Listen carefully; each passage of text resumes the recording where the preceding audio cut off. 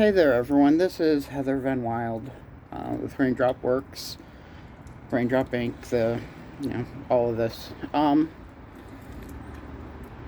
Originally, I was thinking I was going to do a written statement on my website, and I might still, but as much as I prefer writing, sometimes it's easier and faster to get stuff out verbally. Just caught wind an hour ago. Twitter support put out a new rule which effectively shuts down 99% of our ability to do work on the platform. They are no longer allowing outgoing links to other social media sites, which they are specifically targeting things like Facebook, Mastodon, Truth Social, I think Instagram. They are very much trying to make a walled garden out of Twitter. They're apparently fine with links coming into Twitter from outside places, but they don't want that. Their wording was free advertising. It honestly seemed very much like something that Elon got onto the Twitter support handle and wrote up himself. He's fine with these promotional stuff if you're paying for the advertising. Yeah, we don't have that kind of money. And this is really disappointing. We've been on Twitter since, with these accounts starting around June of 2020 with the George Floyd protests, when we started doing our work documenting the protests, the police brutality, all of that stuff. Just a few days ago, when a whole bunch of journalists were banned over claims of doxing the location of Elon's jet, that the new doxing policy that was pushed out without, in my belief, adequate notification to users, that just, badly damaged what little faith I had in the system. I've been keeping an eye on stuff. I've been doing what I can to mitigate my risks on the platform. When that one came out, I had to be concerned, because a lot of the work that I do in a professional setting is court records that some of them may have information that Twitter was now finding to be considering doxing in their terms of use opinion. I would disagree, and on my website, I've already been working to mitigate doxing risks for people by not uploading certain documents that I see have personal information on them. So I've already been making good faith efforts to, keep my platform from being used readily for doxing. Not like people couldn't use the information that I have, do a little bit of research and find more information. Trust me, I've done that research before for news purposes, and it's not that difficult. Anyway, so I've already been being careful, because we have new laws in Oregon, and I want to make sure that even though I'm not collecting the information to dox people, I still don't want to risk being liable. So I've been, judicious in some redactions or not uploading certain files,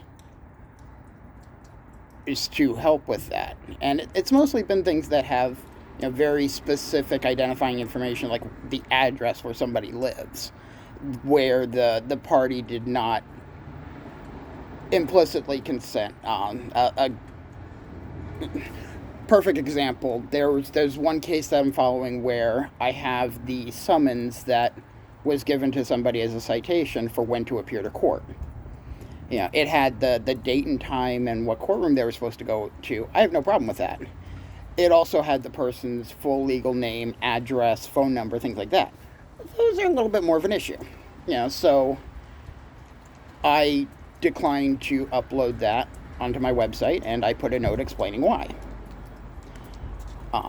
If somebody wants to find it, there are ways for the general public to go and get that document and see that same information.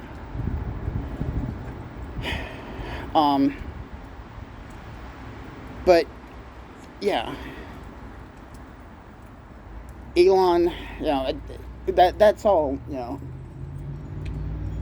what was going on in the last week. But today, it has gotten to the point where Elon is so scared of people leaving his platform that he's trying to actively prevent them from leaving. To say that if you're going somewhere, we're not letting you go. He's even apparently locking out Linktree access, which is a place where, instead of only having one link on your bio, which a lot of people have go to a website, it'll go to a page that has all sorts of other links. We have one ourselves. It links our Patreon, sponsors, website, YouTube channel. It's a great way to keep all of that contact information in one place. And now that's not allowed. You only have one link, and that's it. Trying to go around it by writing out the word dot instead of dot, like you do to help prevent scripts from picking up email addresses to spam. That's something we've used in our Raindrop Works bio on Twitter since day one, because we wanted a way for people to email us securely and anonymously, but to not have web crawlers go through pages, find the bio, find the email address, and all of a sudden I'm getting 5,000 emails a day for Viagra pills, which I'm never going to need those. Sorry. All this stuff is all of a sudden apparently banned, and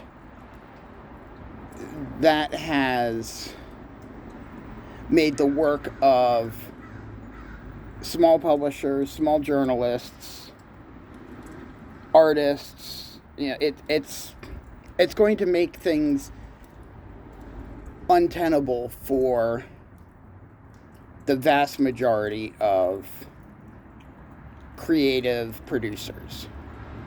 Being told that you're only allowed to have this stuff if you pay to promote it. On an average month, my income is in the ones of dollars for work. How much would it cost for promoting a tweet so that I'm allowed to have, a link to something like that? Way too much more. So, that being said, I'm putting this video up on all of the Twitter accounts that I use, which means that, my face seems a bit incongruous with certain other things. But that's the way it's got to be. I'm going to go ahead and in the video description,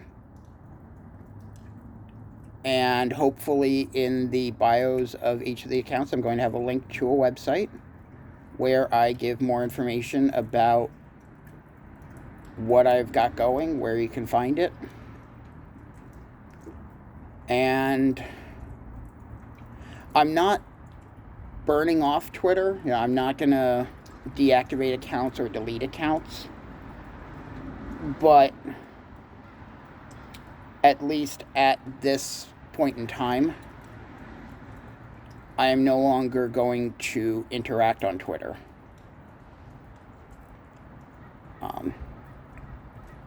We knew that, when Elon took over, he was desperate to make money off of it, especially when everything he's been doing has been costing him money. He's lost tons of advertisers. He's about to lose tons of users, which, is going to save him money, but he's also, we're hearing allegations that he's not paying rent on the San Francisco headquarters for Twitter. He's telling his employees not to pay third-party vendors, which is going to open up to lawsuits, and he's gutting it. And as long as he continues to gut it like this, we're not going to be a part of it. Again, leaving all the tweets and everything up because they still serve a significant historical purpose. But if you message us, DM or tag or whatever, you most likely will not get a response. And that's just something I have to do for my own needs, purposes, to help keep myself from having to obsess over every single letter that I type to make sure that I don't get banned and have everything that I have out there already all of a sudden get removed from the national talk. So that being said, for Twitter, this is Heather Van Wild, signing off for the last time.